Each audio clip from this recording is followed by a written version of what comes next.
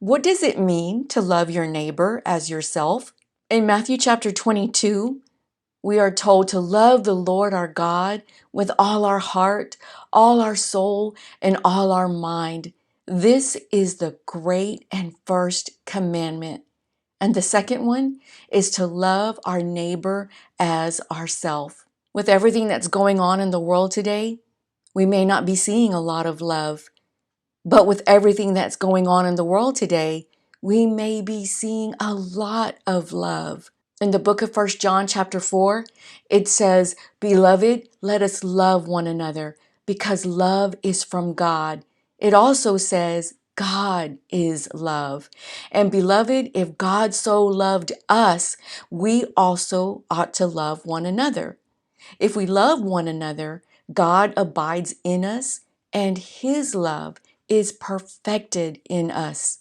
We don't have to love other people's choices or decisions or political views or opinions, but we are commanded to love people. And when you read 1 Corinthians chapter 13, it talks a lot about love and about what love does. And at the end of that chapter, in verse 13, it says, "So now faith, hope, and love abide.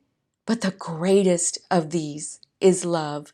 With all the things that are happening in the world today, there are many places that we can show God's love, because when we focus on loving God with all of our heart, soul, and mind, it becomes easier to love people. People can aggravate us on a daily basis, and we can still respond in love.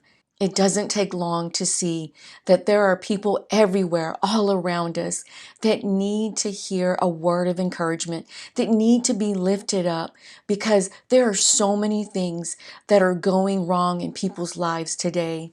And when we love God with all our heart, soul, and mind, we are able to love people the way He commanded us, because His love abides in us and is perfected in us. In the world we live in, there's always an opportunity for someone to cause us not to like them, much less love them.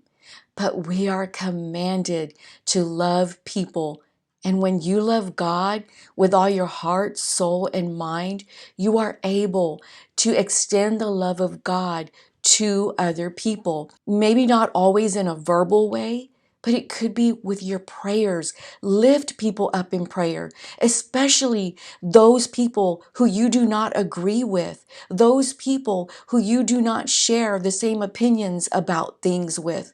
By the very way that we treat people is going to show the love of God to them. People are hungry for a kind word. People are hungry for a loving word, for a word of grace, for a word of compassion. People are hungry to be listened to. That's how we show love to other people. By listening, by showing grace, by showing forgiveness, by giving forgiveness, by serving others, by having compassion on others. That's how we show love. It could be that with your words of kindness, with your words of love, they will be drawn to the God that you love and serve with all your heart, with all your mind, and with all your soul.